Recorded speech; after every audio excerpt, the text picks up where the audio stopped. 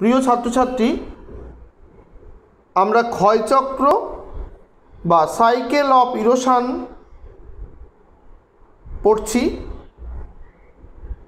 William Morris Davies তার ক্ষয়চক্রের ধারণায় যে মডেলটি উপস্থাপন করেছেন, সেই মডেলের তিনটি অবস্থা, যার মধ্যে যৌবন অবস্থা, পরিণত বা পৌঢ় অবস্থা এবং বার্ধক্য অবস্থা রয়েছে।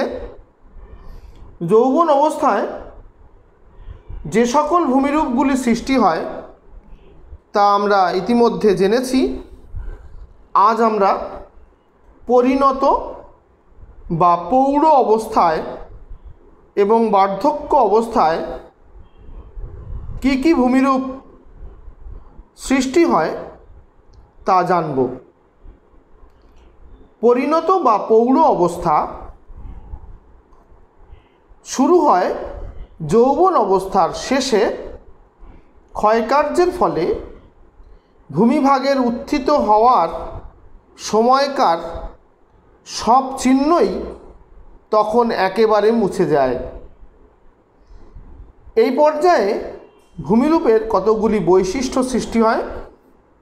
1 নম্বর, জলবিভাজিকা। পরিণত অবস্থায় জলবিভাজিকার শীর্ষদেশ সুতীক্ষ্ণ হয় এবং ক্ষয়কার্যের পরিমাণ সব থেকে বেশি হয়। 2 নম্বর, জলনির্গম প্রণালী। বন্ধুরতার পরিমাণ খুব বেশি হওয়ায় নদীর মস্তকক্ষয়ের মাধ্যমে উপত্যকার বিস্তৃতি অনেক বেশি হয়, অর্থাৎ নদী চওড়া হয়। পরবর্তী নদী ও অন্যান্য নদীগোষ্ঠী সৃষ্টি হয়।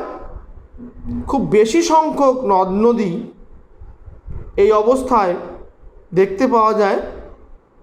তার ফলে বিভিন্ন প্রকার জলনির্গম প্রণালী গড়ে ওঠে। 3 নম্বর, আপেক্ষিক উচ্চতা ক্রমহ্রাসমান। পরিণত অবস্থা যতই এগোতে থাকে, ব্যবচ্ছিন্ন ভূমির উচ্চ অংশ বা চূড়াগুলি এবং উপত্যকার তলদেশের মধ্যে আপেক্ষিক উচ্চতা হ্রাস পায় বা কমে যায়। 4 নম্বর, উপত্যকার উচ্চতা হ্রাস। পরিণত অবস্থায় ঢাল মসৃণতা লাভ করায় পূর্বেকার বা আগেকার জলপ্রপাত, হ্রদ, জলাশয় প্রভৃতি লুপ্ত হয়ে যায় বা এদেরকে আর দেখা যায় না। নদী উপত্যকার উচ্চতা ধীরে ধীরে কমতে থাকে। 5 নম্বর, পর্যায়িত ঢাল। উচ্চতা কমতে কমতে একটা সময় প্রধান নদীর দৈর্ঘ্য বরাবর পার্শ্বচিত্রে, অর্থাৎ উৎস থেকে মোহনা পর্যন্ত একটি পর্যায়িত ঢাল সৃষ্টি হয়। তবে উপনদীগুলিতে পর্যায়িত ঢাল নাও থাকতে পারে। 6 নম্বর, বিবিধ ভূমিরূপ সৃষ্টি।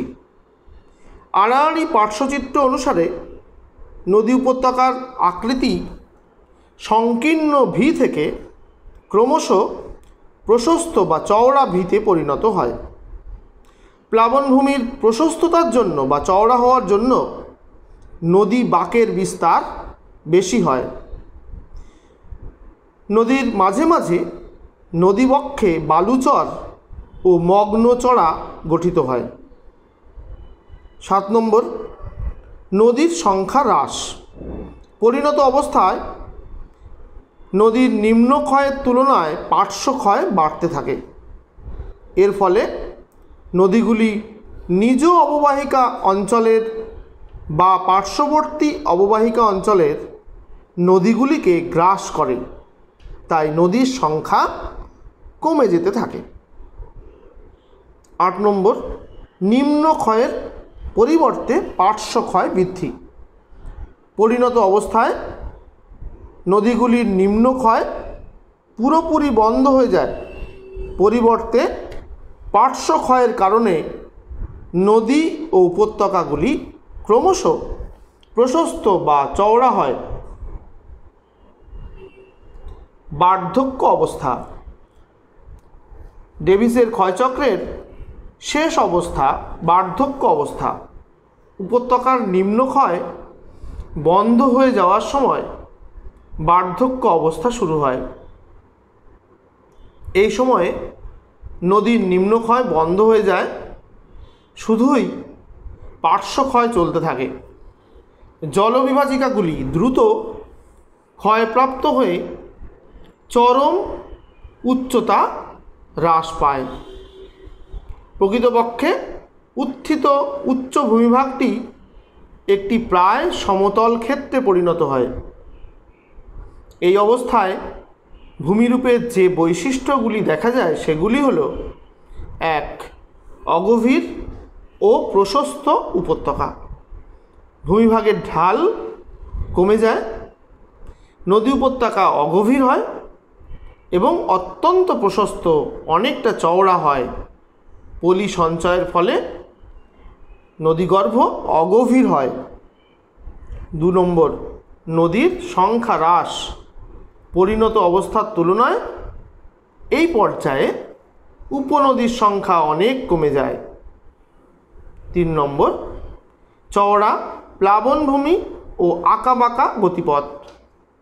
নদীর প্লাবনভূমি খুব চওড়া হয় এবং দুপাশের স্বাভাবিক বাঁধের মধ্যে দিয়ে নদী ধীর গতিতে এঁকে বেঁকে প্রবাহিত হয়। 4 নম্বর, বিভিন্ন ভূমিরূপ সৃষ্টি। প্লাবনভূমিতে পরিত্যক্ত নদীবাঁক, জলাভূমি, অশ্বক্ষুরাকৃতি হ্রদ ইত্যাদি সৃষ্টি হয়। 5 নম্বর, ঢাল হ্রাস। ঢাল কমে যায় বলে অববাহিকার সৃষ্ট শিলাচূর্ণ দ্বারা উপত্যকার ঢাল ঢাকা পড়ে যায়। 6 নম্বর, বিনুনিরূপী নদী। স্বল্প ঢালযুক্ত প্লাবনভূমি নদীর প্রবাহকে এতটাই কমিয়ে দেয় যে অনেক সময় নদী অসংখ্য শাখায় ভাগ হয়ে বিনুনির আকারে প্রবাহিত হয়। 7 নম্বর, ক্ষয়প্রাপ্ত উচ্চভূমি। উচ্চভূমি বা জলবিভাজিকা সমূহ ক্ষয় হতে হতে এতটাই অস্পষ্ট হয়ে যায় যে সেগুলি আর খুঁজে পাওয়া যায় না। 8 নম্বর, সমপ্রায় ভূমি ও মোনাডনক। সুদীর্ঘ সময় ধরে ক্ষয়কার্যের ফলে সমগ্র ভূমিভাগটি ক্ষয়কার্যের শেষ সীমা বা তার কাছাকাছি পৌঁছে যায়। এই অনুচ্চ প্রায় সমতল ভূমিকে ডেভিস পেনিপ্লেন বা সমপ্রায় ভূমি নামে অভিহিত করেছেন। সমপ্রায় ভূমির উপর কঠিন শিলায় গঠিত বিচ্ছিন্ন স্বল্প উচ্চ টিলা বা পাহাড়গুলিকে তিনি নাম দিয়েছেন মোনাডনক। স্বাভাবিক ক্ষয়চক্রের ডেভিসের বক্তব্যের অসমর্থনে কিছু বিজ্ঞানীগণ সমালোচনা করেছেন। সমালোচকগুলি হলেন পেঙ্ক, হ্যাক, এলসি কিং, ক্রিকমে প্রমুখ। তাদের মতে 1 নম্বর, উত্থানের গতিবেগ। ডেভিস তার তত্ত্বে ভূমিভাগের দ্রুত প্রাথমিক উত্থানের কথা বলেছেন।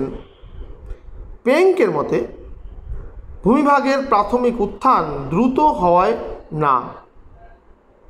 পাঁচ সংস্থান তত্ত্ব অনুযায়ী এটি ধীর গতি সম্পন্ন। 2 নম্বর, ক্ষয়কার্যের শুরু।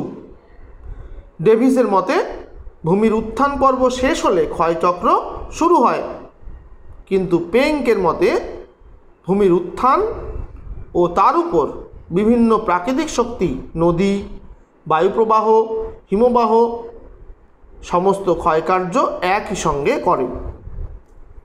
3 নম্বর, উত্থান পর্বের সমাপ্তি। ডেভিসের মতে যৌবন অবস্থা শুরু হওয়ার আগে ভূমিভাগের উত্থান পর্ব শেষ হয়ে যায়, কিন্তু পেঙ্ক বলেছেন ভূমিভাগের উত্থান বার্ধক্য অবস্থা পর্যন্ত চলতে থাকে। ভূমিভাগের স্থিতিশীলতা। ডেভিসের তত্ত্ব অনুসারে ক্ষয়চক্র শেষ না হওয়া পর্যন্ত ভূমিভাগ সুস্থিত বা স্থিতিশীল অবস্থায় থাকবে, কিন্তু সুদীর্ঘকাল ধরে কোনো ভূমিভাগই অপরিবর্তিত অবস্থায় থাকে না। 5 নম্বর, ক্ষয়চক্রের অস্তিত্ব। হ্যাক এর গতিশীল ভারসাম্য তত্ত্ব এর মতে ক্ষয়চক্র বলতে বাস্তবে কিছু নেই। ভূমির গঠন অনুসারে বিভিন্ন স্থানে বিভিন্ন ভূমিরূপ সৃষ্টি হয়। 6, ভূমিরূপের বিকাশের নিয়ন্ত্রক। ডেভিসের মতে একটি নির্দিষ্ট ক্রম এবং পর্যায় বা অবস্থা অনুসারে ভূমিরূপ বিবর্তিত হবে, কিন্তু পেঙ্ক এবং হ্যাকের মতে উত্থানের গতিবেগের সঙ্গে সঙ্গতি রেখে ভূমিরূপের বিকাশ ঘটে। 7 নম্বর, উচ্চতা হ্রাসের কারণ। ডেভিসের মতে বার্ধক্য অবস্থায় প্রধানত শৈলশিরার নিম্নক্ষয়ের জন্য ভূমিভাগটির উচ্চতা হ্রাস পায়, কিন্তু পেঙ্কের মতে শৈলশিরাগুলির পশ্চাৎমুখী ক্ষয়ের ফলে ভূমিভাগের উচ্চতা হ্রাস পায়। 8 নম্বর, ক্ষয়চক্রের পর্যায়। ডেভিস ক্ষয়চক্রের পর্যায়গুলিকে যৌবন, পরিণত ও বার্ধক্য এই 3টি ভাগে ভাগ করেছেন, কিন্তু পেঙ্ক ভূমির বিবর্তনকে বর্ধমান, সমরূপ ও ক্ষীয়মান এই 3টি ভাগে ভাগ করেছেন। ডেভিসের ক্ষয়চক্রের মূল্যায়ন। ডেভিসের ক্ষয়চক্র তত্ত্বটি কঠোরভাবে সমালোচিত হলেও এর কতকগুলি উল্লেখযোগ্য দিক রয়েছে, যেমন সরল এবং প্রয়োগমূলক তত্ত্ব এটি। 2 নম্বর, বৈজ্ঞানিক দৃষ্টিভঙ্গি। ডেভিসের ক্ষয়চক্রটি বৈজ্ঞানিক দৃষ্টিভঙ্গির সাহায্যে ভূমিরূপের বিবর্তন ব্যাখ্যা করা সম্ভব। 3 নম্বর, বিভিন্ন ধারণার উপর গুরুত্ব আরোপ। ডেভিস প্রচলিত ভূতাত্ত্বিক ধারণাগুলিকে একত্রিত করার প্রয়াস করেছেন। বাস্তব তত্ত্ব। ভূবিজ্ঞানীদের মতে ডেভিস অ্যাপেলেশিয়ান পার্বত্য অঞ্চলে অত্যন্ত নিবিড়ভাবে ভূমিরূপ বিবর্তনের হার পর্যবেক্ষণ ও সমীক্ষা করার পর তার তত্ত্বটি রচনা করায় এর বাস্তবতা উপযুক্তভাবে প্রমাণিত হয়েছে। ডেভিসের ধারণা অনুসারে যে কোনো ভূমিভাগ একটি ক্ষয়চক্রেই যথেষ্ট নয়, তাই অধিকাংশ প্রাচীন ভূমিভাগে একাধিক ক্ষয়চক্রের আবির্ভাব ঘটেছে। আমরা ডেভিসের ক্ষয়চক্র মডেলটি থেকে ক্ষয়চক্র সম্পর্কে জানলাম। আজ এই পর্যন্ত। সবাই ভালো থেকো।